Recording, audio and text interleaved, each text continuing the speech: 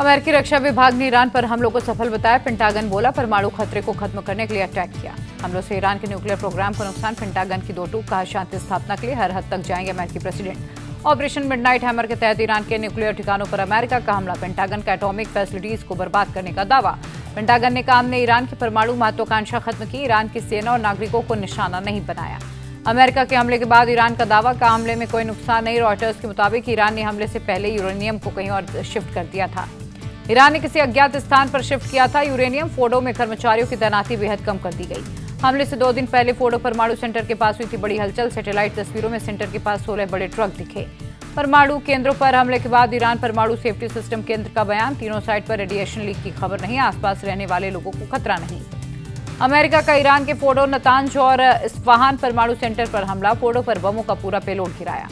Fordow nuclear site पर America ने B-2 bomber से बंकर बस्टर बम गिराए। इस्फहान और नतांज में 30 टॉमहॉक क्रूज मिसाइलें दागी। ईरान पर हमले के बाद ट्रंप ने देश को संबोधित किया। बोले ईरान के 3 परमाणु ठिकानों को ध्वस्त किया। ईरान को अब शांति के रास्ते पर आना चाहिए। ईरान को ट्रंप की धमकी। बोले ईरान शांति कायम करे नहीं तो और बड़ा हमला करेंगे। अब की बार परिणाम और भयावह होंगे। ट्रंप बोले ईरान को परमाणु हथियार हासिल नहीं करने दूंगा। ईरान सिर्फ इजरायल के लिए नहीं, अमेरिका के लिए भी खतरा। ईरान के विदेश मंत्री की अमेरिका को धमकी। कहा ईरान को अपनी आत्मरक्षा का अधिकार। आत्मरक्षा के लिए हमारे पास सभी विकल्प खुले हैं। ईरानी विदेश मंत्रालय ने कहा अमेरिका ने खुद युद्ध की शुरुआत कर डिप्लोमेसी का रास्ता बंद किया। देश की सुरक्षा के लिए पूरी ताकत से लड़ेंगे।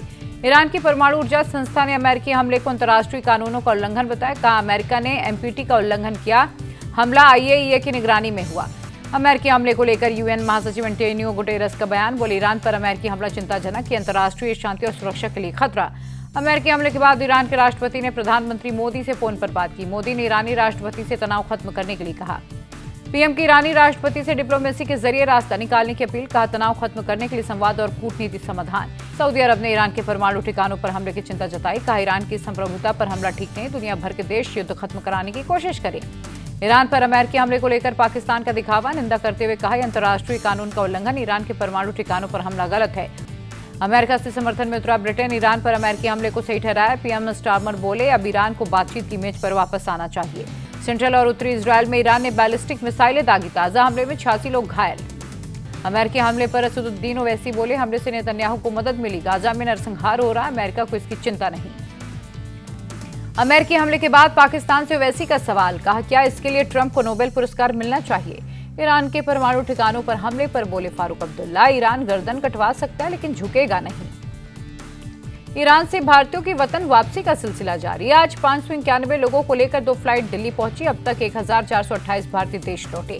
गृह मंत्री अमित शाह ने नक्सलवाद को जड़ से खत्म करने का नारा दोहराया। छत्तीसगढ़ के रायपुर में बोले हमारी सरकार 2026 तक लाल आतंक का जड़ से सफाया करेगी। नक्सलवाद के खिलाफ हर हालात में ऑपरेशन जारी रहेगा। अमित शाह का संकल्प बारिश में भी नक्सलियों को सोने नहीं देंगे। शाह की नक्सलियों को 2 टूका। खुद हथियार डाले। मुख्यधारा से जुड़े माओवादियों से बातचीत की जरूरत नहीं। रायपुर में अमित शाह ने राष्ट्रीय फॉरेंसिक विज्ञान विश्वविद्यालय और केंद्रीय फॉरेंसिक विज्ञान प्रयोगशाला की आधारशिला रखी।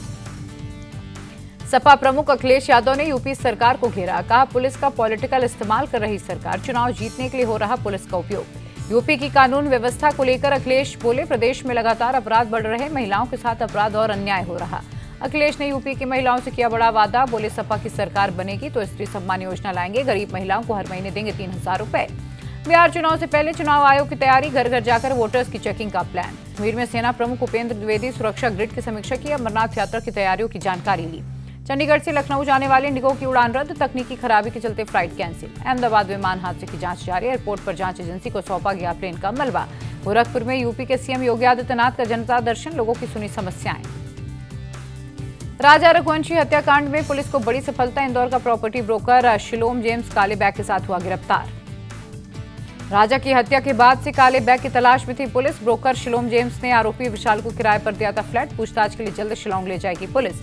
राजा रघुवंशी मामले में एक और गिरफ्तारी। मेघालय पुलिस ने इंदौर से बलबीर नाम के एक सिक्योरिटी गार्ड को भी पकड़ा। बलबीर पर हत्याकांड के आरोपी विशाल और उसके साथियों की मदद का आरोप है। लापता होने के दौरान सोनम इंदौर के जिस फ्लैट में रुके उस फ्लैट का चौकीदार था बलबीर। ब्रोकर शिलोम जेम्स को लेकर इंदौर के हरे कृष्णा विहार कॉलोनी पहुंची मेघालय SIT। फॉरेंसिक टीम ने जांच के लिए जले हुए बैग के टुकड़े इकट्ठे किए। दिल्ली के मंगोलपुरी में चला बुलडोजर। मस्जिद का अवैध हिस्सा तोड़ा गया। बड़ी संख्या में पुलिस की तैनाती। दिल्ली के पांडव नगर में चाकू की नोक पर लूटी कार। बाइक सवार बदमाशों ने वारदात को दिया अंजाम। मुंबई में महिला पायलट से कैब में छेड़छाड़, महिला की शिकायत पर पुलिस ने दर्ज की एफआईआर, ड्राइवर गिरफ्तार, 2 आरोपियों की तलाश जारी। पश्चिम बंगाल के मुर्शिदाबाद के कांदे इलाके में दर्दनाक सड़क हादसा, तेज रफ्तार गाड़ी अनियंत्रित होकर डंपर से टकराई, 5 लोगों की मौत।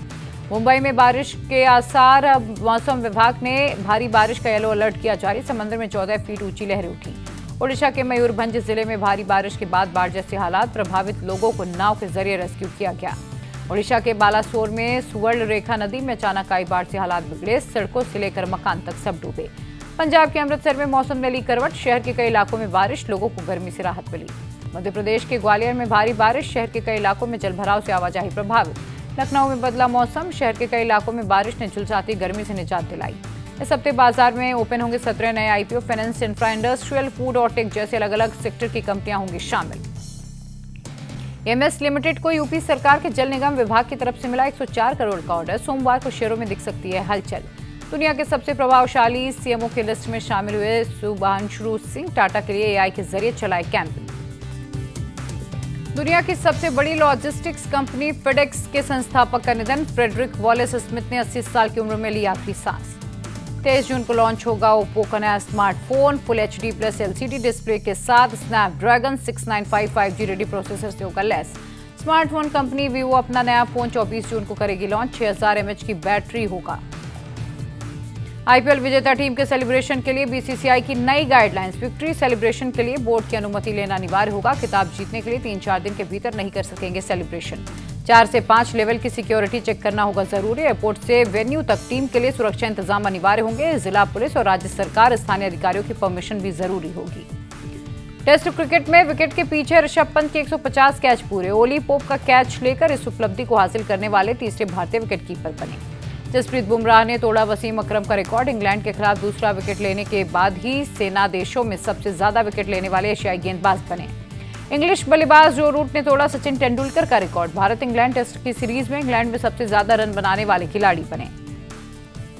लीड्स टेस्ट के दूसरे दिन टीम इंडिया की खराब फील्डिंग पर भड़के सुनील गावस्कर, बोले टीम का प्रदर्शन निराशाजनक, जायसवाल जैसे अच्छे फील्डर भी कैच नहीं पकड़ पाए। भारत के खिलाफ दूसरे टेस्ट में वापसी कर सकते हैं जोफ्रा आर्चर, दूसरे टेस्ट के पहले काउंटी चैंपियनशिप में सक्सेस के लिए खेलेंगे मैच। टी20 वर्ल्ड कप 2026 के लिए कनाडा की टीम ने क्वालिफाई किया, दूसरी बार टी20 वर्ल्ड कप खेलेगी कनाडा की टीम, बहामास के खिलाफ जीत के साथ वर्ल्ड कप में जगह पक्की की। इंग्लैंड के खिलाफ दूसरे दिन भारतीय गेंदबाजों के प्रदर्शन पर बरसे रवि शास्त्री, कहा बाकी गेंदबाजों को भी बुमराह का साथ देना होगा, दूसरे छोर पर टीम का प्रदर्शन भी जरूरी।